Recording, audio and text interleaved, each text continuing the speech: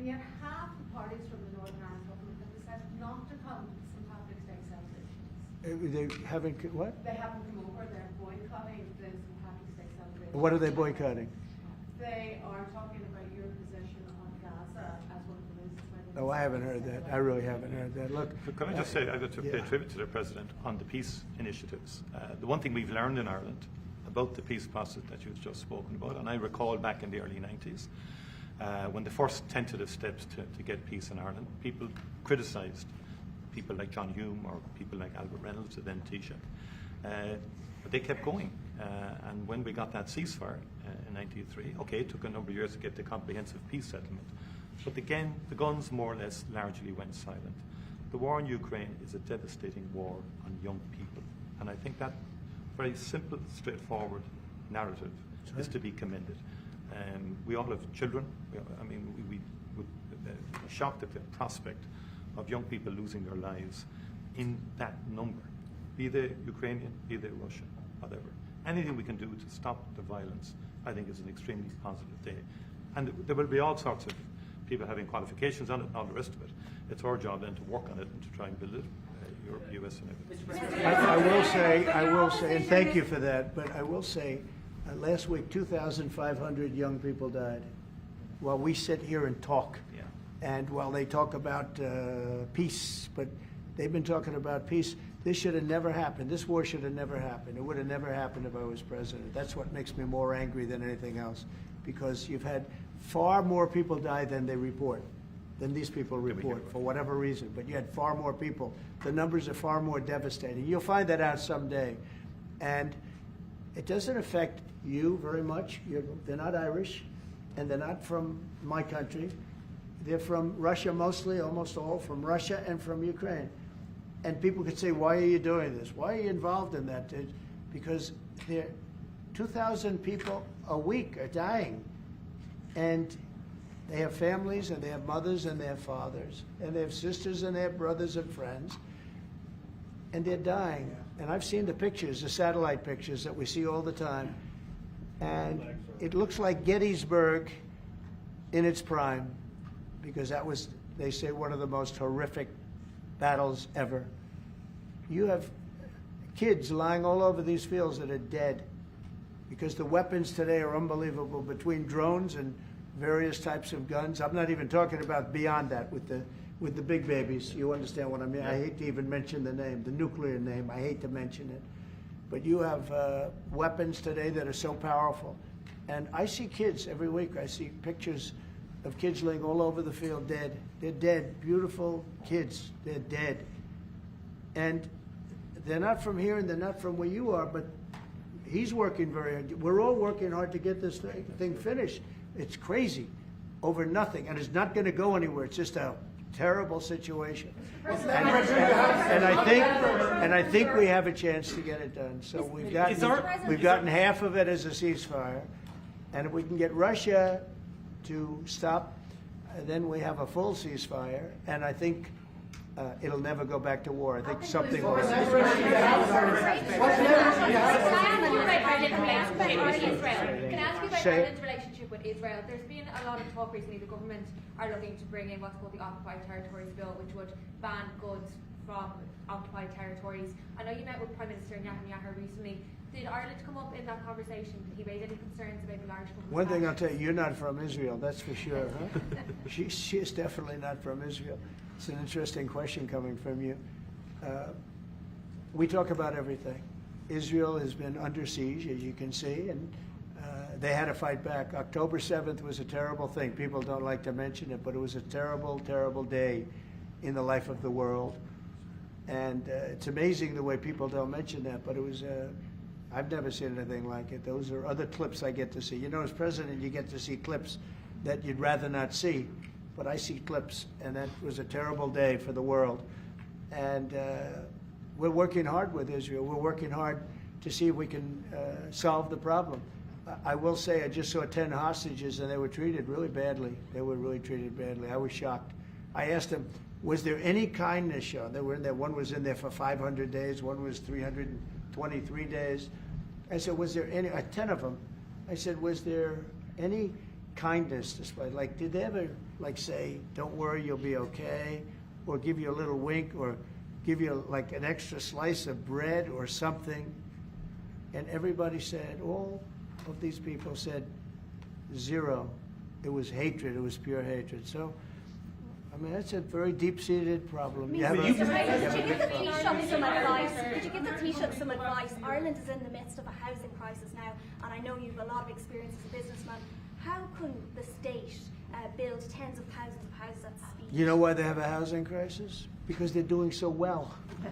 They can't produce houses fast enough. That's a good problem, not a bad problem. That's a very good answer, President. No, it's true. Will you put more tariffs on the EU, Mr. President? Mr. President, will you? Everybody should have that problem. That's okay. Will you put more tariffs on the EU? I know this gentleman. He'll get it solved. Will you put more tariffs on the EU? Will you respond to their retaliation? Oh, of course I'm going to respond. You will The retaliate with problem more is tariffs. our country didn't respond. Look, the EU was set up in order to take advantage of the United States. Including Ireland? Is Ireland taking advantage of the US? Of course they are. I can't, I have great respect for Ireland and what they did, and they should have done just what they did. But the United States shouldn't have let it happen. We had stupid leaders. We had leaders that didn't have a clue. Or let's say they weren't business people, but they didn't have a clue what was happening. And all of a sudden, Ireland has, our pharmaceutical companies and this beautiful island of 5 million people. It's got the entire U.S. pharmaceutical industry in its grasp. And, you mentioned housing and you mentioned other things. I mean, I have property in Ireland, as you know, and I love it. It does great. But I'd like to see the United States not have been so stupid for so many years, not just with Ireland, with everybody. I looked at trade deals. I was telling the group yesterday, I looked at trade deals in term one. It's one of the reasons I decided I had to do this, because somebody had to straighten it out, and I didn't see anybody that was going to. I looked at trade deals that were so bad, I'd actually say, how is it possible that this could have happened? Who would have been so stupid to let these deals happen? For instance, when the pharmaceutical companies started to go to Ireland, I would have said, that's okay if you want to go to Ireland. I think it's great. But if you want to sell anything into the United States, I'm going to put a 200% tariff on you. So you're never going to be able to sell anything into the United States. You know what they would have done? They would have stayed here.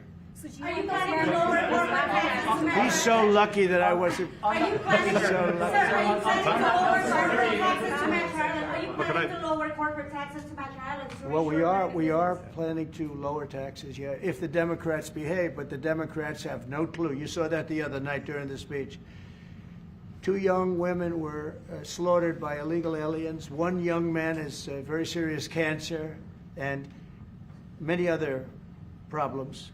We look at the people up there, they all had difficulty, very serious difficulty. But when we're talking about 2 young girls, beautiful young girls, Lake and Riley, you know the whole story. That evening was a disaster for the Democrats, in my opinion. And I would mention, and I'd see 2 mothers that were inconsolable as they stood, crying. Their daughters have been absolutely just destroyed, killed, viciously killed. And the young man who loves the police departments, he had cancer and has cancer, very bad cancer. There wasn't from people sitting there, Democrats, there wasn't a hand clap. Nobody stood. They were just stone-faced. These people are sick. There's something wrong with them. There was no standing for anybody. The only thing they liked is when they heard about the death taking place with Ukraine. They were happy about that. They were happy about that. Pocahontas was very happy. She's the one that was slapped. That's why I looked at her. I said, oh, it's Pocahontas. These people are sick. They don't know what's happening in the real world. The Democrats have to get their act together. And if they don't vote, then what you're going to do is you're going to have taxes that are going to go through the roof. You're going to have a very bad time. You're going to have some very bad things happen. And people are going to blame the Democrats. And Schumer is a Palestinian, as far as I'm concerned. He's become a Palestinian. He used to be Jewish. He's not Jewish anymore. He's a Palestinian. Okay. On tariffs, there's been a lot of on and off some inconsistency. There's You're no receiving- inconsistency, only What with, I mean by only that, with sorry. NBC, No, which is so one of the may I worst say- networks on television, by the way. Let me just tell you the inconsistency. for a long time. I have the right to adjust.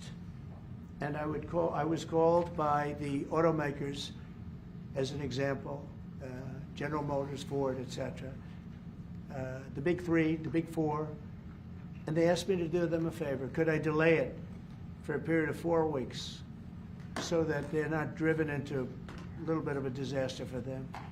They actually love what I'm doing, but they had a problem. And I'm not like a block that just, I won't delay. It's called flexibility. It's not called inconsistency. It's called flexibility. And May I think ask you you want me to another be way then, flexible sir? too. Is flexibility going to be your ongoing view toward Sure, this? I'll always have flexibility, but there will be very little flexibility once we start. April 2nd is going to be a very big day for the United States of America. The United States of America is going to take back a lot of what was stolen from it by other countries and by, frankly, incompetent U.S. leadership, grossly incompetent. I gave you an example of Ireland. I would have never let that happen. Impossible for that to have happened.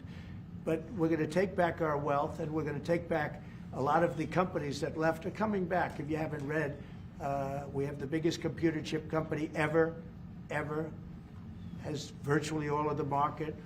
I didn't call them, they called me. And they called for 2 reasons. Number one, we had a great election of somebody that they want running the country. And we won in a big mandate. We won every swing state. We won by millions of votes. We won by 2,750 districts to 500. Think of that, 2,750 districts to 500. That's why the map, when you looked at it, was entirely red, meaning Republican. Not meaning communist. Meaning so anyway, look, this country needed somebody to defend it. It's this big, beautiful place that was being ripped off by illegal immigrants coming in from prisons, coming in from mental institutions, gang members, gang leaders, drug dealers, pouring into our country with the open borders. I am so angry at the last 4 years at what they've done to our country, what they've done to this country between inflation, but maybe the most that bothers me is that they would allow millions of people to come into our country that are stone cold murderers, killers, drug dealers, the worst gang members, the worst people allowed into our country, and we're now getting them out. We're going to get them out. We're getting them out. I want to thank Tom Homan, by the way. He's doing a great job. And I want to thank Kristi Noem, who's doing a fantastic job. This is a job that's so unnecessary. This should have never happened. This should have never happened. So we're bringing back our country in many ways, not only financially, and financially we'll be stronger than ever before. I think the markets are going to soar when they see what's happening. I'll tell you what, I'm called every day by numerous big companies. I spoke at the Business Roundtable yesterday. They had the largest attendance they've ever had. And these are only the CEOs and chairmen, but mostly the people that run, the boss, the people that run the top 150 companies. 150 people showed up. Every single company showed up. First time it ever happened. It's been around a long time. The biggest business leaders. We had a great discussion. Went really well. And I want to tell you, there's tremendous optimism out there about our country in terms of regulations being cut, in terms of taxes being cut. And it would be great if the Democrats would do what's right. It would be great if the Democrats would do what's right for our country for a change, because they really are there. They've lost their way. They've lost their way. They think that people pouring into our country from prisons, jails, murderers. We have 11,088 murderers that were allowed into. People that murdered people, half of which murdered more than one person in our country. We're getting them the hell out. But who would run it? Who would allow this to happen? Who would allow men to play in women's sports? And they're still fighting it. They're still, it's got to be a 95% issue. But they're on television this morning. I see this person, a Democrat, say, we should have the right. No. Men should not be, they're hurting women. They're hurting women very badly. They're hurting women. And they should not, and they're also demeaning women. But who would want these things? And everything's transgender. Everybody transgender. That's all you hear about. Now, that's why we won the election in record numbers. But very importantly, now it is what it is. The Democrats should get with us and come up with good tax policy so that Ireland and other countries can't take our businesses away from us. And he understands exactly. You guys did the right thing. I'm not upset with you. I think I respect what you've done. You've done a great job. But our people did a very bad job. How advanced are your plans to try and bring some of those companies back to America? And will you be briefing? Well, I'd love to have him back. I mean, I'd love to have him back, but he'll be fighting me on it. I mean, what I would say, President, if I could, 1 second, just make the point. It's a two-way street too. We are investing a lot more in America now, and people may not realise, but Ryanair, one of our biggest airlines, for example, I'll trade. AirCap, I'll trade. they buy more. The two of them together buy more Boeing airplanes than anybody else outside of America. That's a little known fact. It doesn't turn up in the statistics, but Ryanair and AirCap, big aircraft leasing company, Irish company, have done great work with Boeing, huge investments over the last couple of years, you know. So, and there's a lot of Irish companies here now, about 700 odd Irish companies based in America. Glanbia, you know, Smurford, Rock, I was saying to you this morning, Vice President, a lot of them creating thousands of jobs in America. And it's only fair. I mean, that's correct. That's right. And that's the way it should happen. And I think it's a very good relationship we have. It's a historic one. It's happened over time. We've added value to American companies. We've increased our value. They've got access to the European market, and they did all of that. I understand where you're coming from fully. But I think it's a relationship that we can develop and that will endure into the future, and will change, it will adapt, and you're evolving and you're doing things. And they've done a very good job. Now, I just will say this, but with all that we've said, we could talk about Ryanair. There's a massive deficit. I don't mean by a little bit. I mean, there's a massive deficit that we have with Ireland and with other countries too. And we want to sort of even that out as nicely as we can, and we'll work together. We're going to work together great, but the deficit is massive. Will you hear this one? You said earlier that it was now up to Russia in terms of the ceasefire. Yeah. Is there anything you can do in terms of pressuring Russia or in terms of sanctions? Or what can you do? We can, but I hope it's not going to be necessary. Sure, we can pressure. We can do that with Russia. Remember this, Russia took Georgia from Bush, right? They took Crimea from a man named Obama, Barack Hussein Obama, right? They tried to take the whole thing from Biden. They're going for the whole ball of wax. Who was the only one that never took anything from? Trump. And in fact, I'm the one that stopped Nord Stream 2, the pipeline, the biggest pipeline anywhere in the world. I stopped it. It was dead. And then Biden got in and he approved it. Nobody mentions that. What I did to Russia was very tough. I was the toughest ever. But nope, they never took anything from me. They took them from Obama and Bush, and they took it from Sleepy Joe Biden. With Biden, they wanted to take the whole country, but I think I've stopped that, but we'll see. But yeah, there are things you could do that wouldn't be pleasant in a financial sense. I can do things financially that would be very bad for Russia. I don't want to do that because I want to get peace. I want to see peace, and we'll see. But in a financial sense, yeah, we could do things very bad for Russia. It would be devastating for Russia, but I don't want to do that because I want to see peace. And we're getting close to maybe getting something done. We've got Ukraine done, and as you know, I've always said that Ukraine might have been the more difficult party. You were here a week ago when some interesting things happened. I had somebody that didn't seem to want peace. Now he's agreed to peace. So we'll see what happens. Brian? Yes, thanks. Thank you. First, we'll congratulate you on your lower inflation core rates. Thank you. Gas prices going down, airline prices going down. This is for the Irish gentleman here, if I can see him real quickly. Welcome, United States. You look great. Thank you. Nice suit. Now you feel good. He knows. What's coming next? Ran on Sorry? Make America Great Again. If you could run on MEGA, Make Ireland Great Again, what would your #1 issue be for people in Ireland right now to make your country stronger? And I've got a 2-part question to that as well. Yeah. The #1 issue in Ireland is housing, to be honest, and I think it was correctly pointed out. We've got to build more houses. We've got to build them faster to give the young people of Ireland an opportunity to afford to buy a house or to afford to rent a house. We have a lot of other good things happening. That's my number one priority. Wonderful. Are you trying to And my ensure, second Mr. part President? question to this, Ireland is known for very happy, fun-loving people, great attitude, many in this room right now that I've met. Why in the world would you let Rosie O'Donnell move to Ireland? I think she's going to lower your happiness level. That's true. Thank you. I like that question. Mr. Do you know you have President, Rosie are O'Donnell? expecting- Do you know who she is? Um, Do you know who she is? yeah.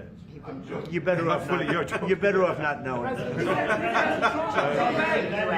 Minister, are you expecting to inform the President your views on Gaza, considering that you have diametrically opposed positions on the state of Palestine? Your country is one of 3 in Europe that recognizes the state of Palestine. Are you expecting to discuss this with the President? Are you expecting to inform him? I don't have to inform the President. He's very well clued into the whole situation. We shared the President's, again, unrelenting focus on peace.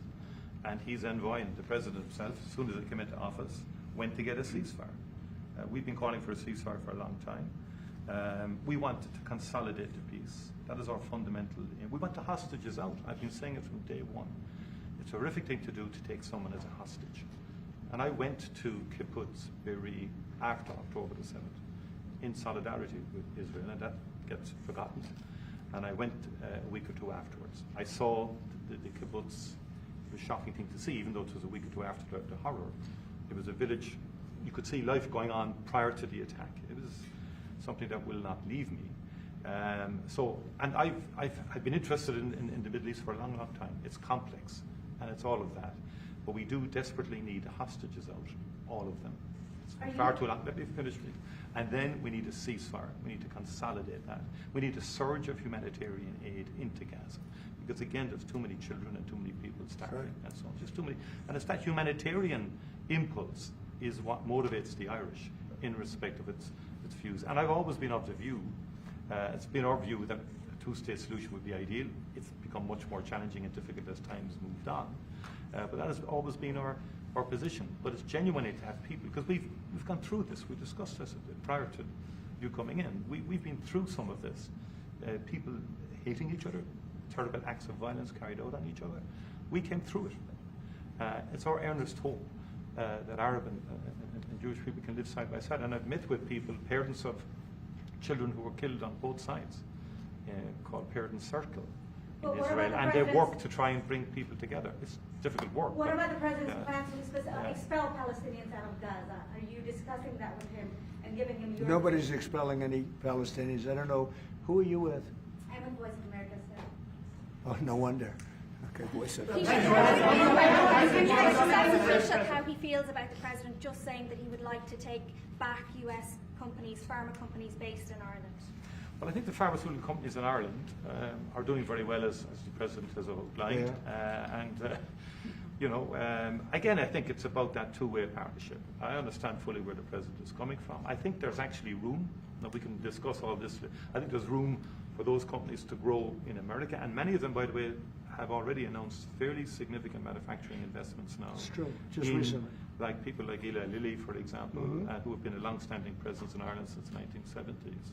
I spoke to the CEO recently. He's great. Great guy. And he's announced, I think, about a $50 billion investment in America. New plans. But there's big investment, they've had big investment in Ireland. Ireland has served them well too, The workforce is very strong. It's an educated workforce.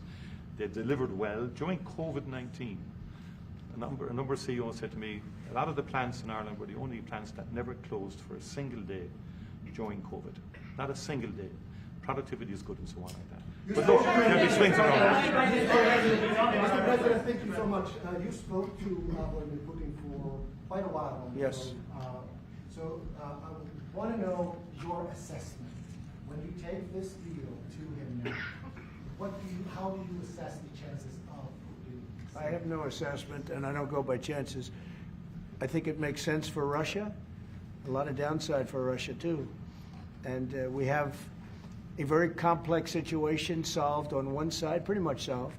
We've also discussed land and other things that go with it. We're not just doing it and saying ceasefire. We don't know what's happening. We know the areas of land we're talking about. whether it's pulled back or not pulled back. You know, we've discussed a lot of the details of what has to go because we don't want to be wasting time.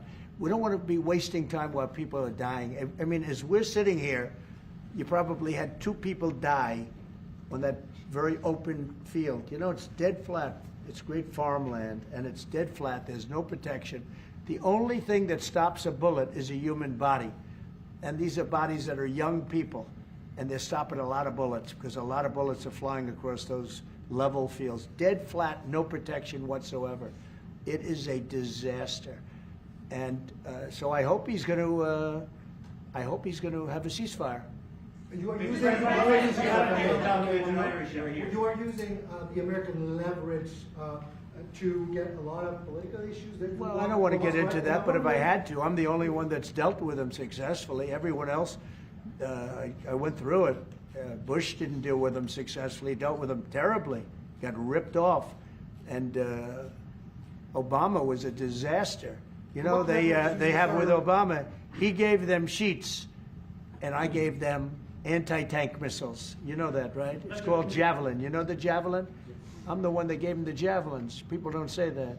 And then they say, oh, Trump has a great relationship with Russia. I'm the one that gave him the Javelins.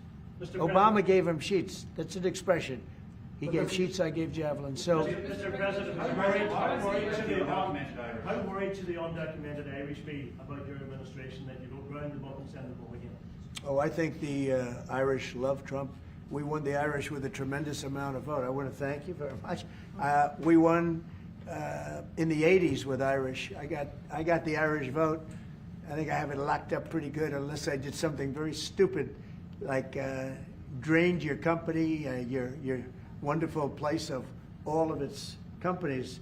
If I drained Ireland of all of the companies, maybe I'd lose the Irish vote. I don't know. But right now, no. I love it. I've been there many times, as you know, yes. And we don't want to do anything to hurt Ireland. We want to, but we do want fairness, and he understands that.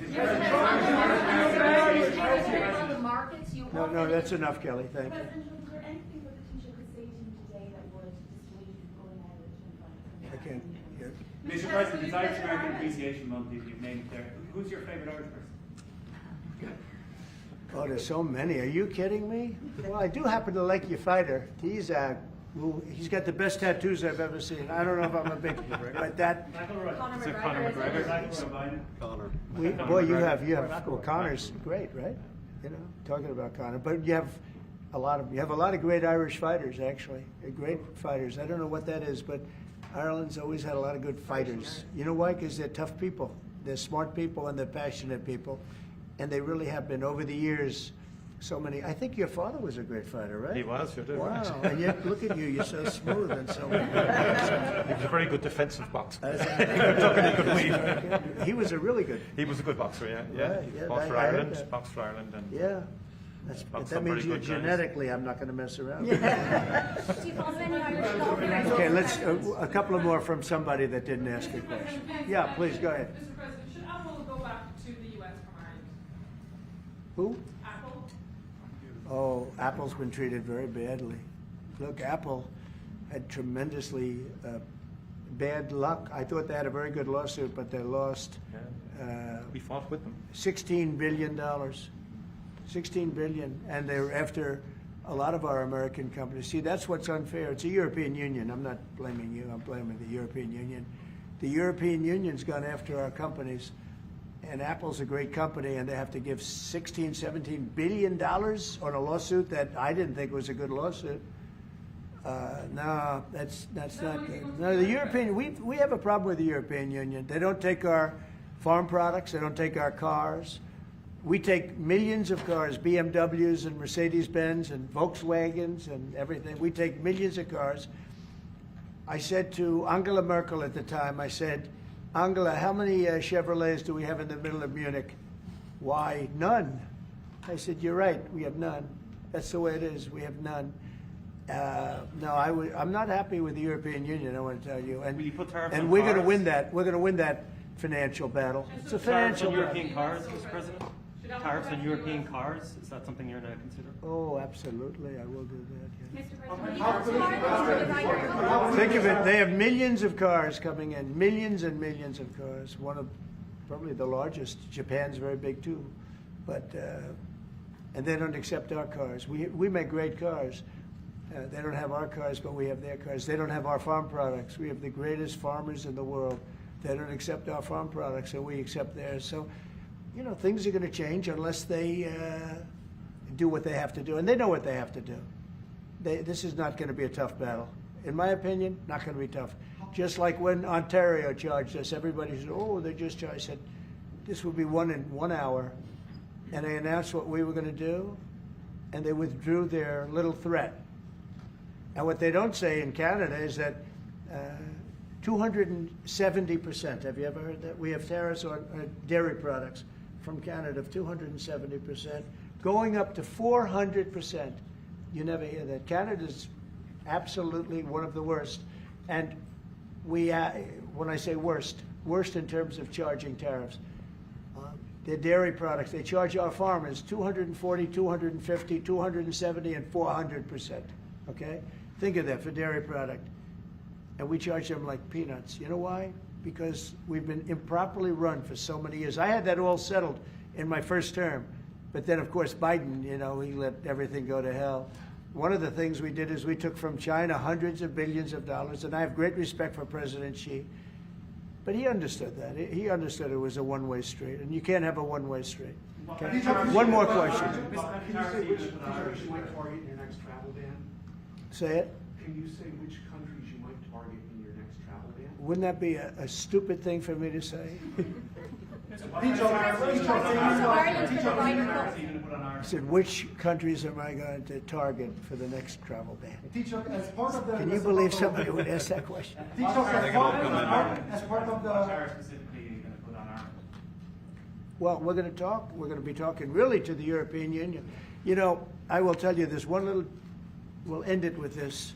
So I have a property, a big property in Ireland that you know well. It's one of the most highly rated hotels in all of Europe. It's beautiful.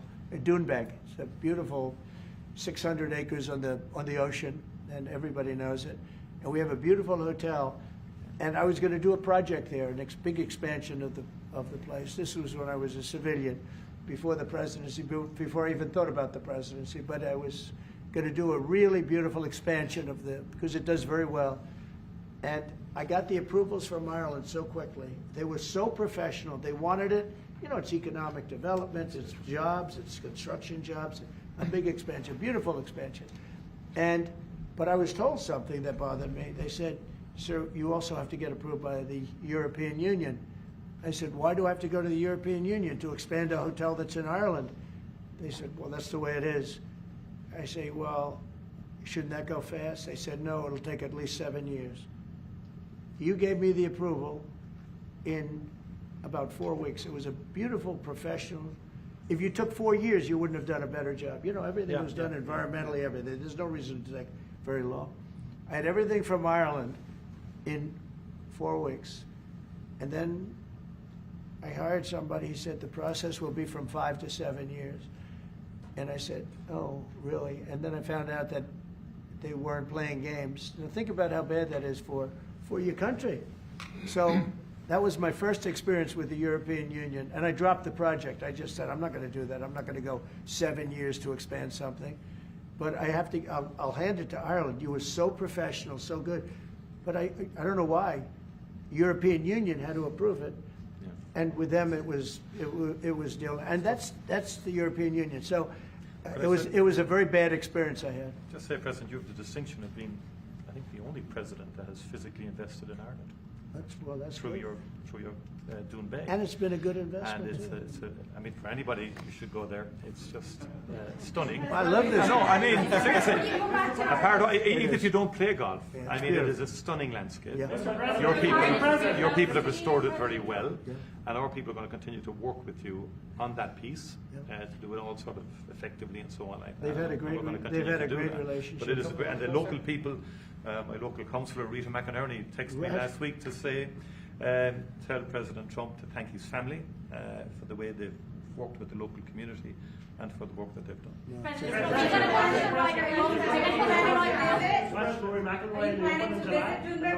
I love Rory. I think Rory's great. He's a great golfer. He just won 2 weeks ago. He's a great guy. I played golf with him 3 weeks ago, and he's really a fantastic player. He's in good form too. When he played with me, he played very well, I can tell you.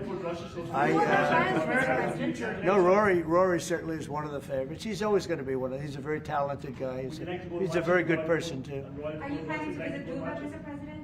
I will. I'll get there sometime. I hope soon. In fact, if we meet, we'll meet at Doonbeck. Okay?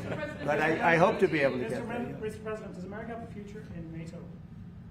What's that? Does America have a future in NATO? Well, NATO has to treat us fairly. If they pay their bills and if they do what they're supposed to do. When I first got involved with NATO, as you know, they weren't paying their bills. There were 28 countries, and most of them weren't paying. And I got them to pay. And they paid billions and billions of dollars. I made a certain statement that I'm not going to be involved with NATO unless you're going to pay your bills. And I was asked a question, if we don't pay, are you going to help us? I said, no. If you don't pay, you're saying you're delinquent. A real estate term. You're delinquent. You're not paying your rent. You're not paying your bills. If you're not paying your bills, I'm not going to help. And everybody we took in, your Secretary General will tell you, he was very generous to me. He said, I've never seen anything like it. Money came in by the billions and billions and billions of dollars, and NATO became much stronger. Now, NATO's expended a lot of that money in fighting this horrible war. It's too bad they had to do that. But they had the money from me. I was the one that got people to pay. The countries, most of the countries were not paying, or they were paying a very small amount. So we'll see. But NATO can be a force for the good, absolutely. Would you like to see Ireland join NATO, Mr. President? That's up to Ireland. Would you think Ireland and the EU are too close? Do you think that perhaps, like you said, We are very close. No, Ireland and the EU. Do you think there's too close a relationship there? Do you think there needs to be a separation, like you said, if you can't get planning permission when you can get it in Ireland, but you can't get it in the EU? Do you think? Well, look, I can just tell you about my personal experience. That Ireland treated me very well, and the EU was terrible, and they stopped really a magnificent addition. It wasn't a big deal from the standpoint of the world. It wasn't like the things we're talking about now, but it would have been a very beautiful addition. And they stopped it, which is bad for Ireland. And I don't know why. I don't know why it would take 5 to 7 years to get something approved, but that's what it was. Thank you all very much. Thank you. Thank you. We're headed out. Thank you. All right, headed out right behind you, right behind you. Right through this door. Thanks, guys. This way here, President. Thank you. I should have. Thank you.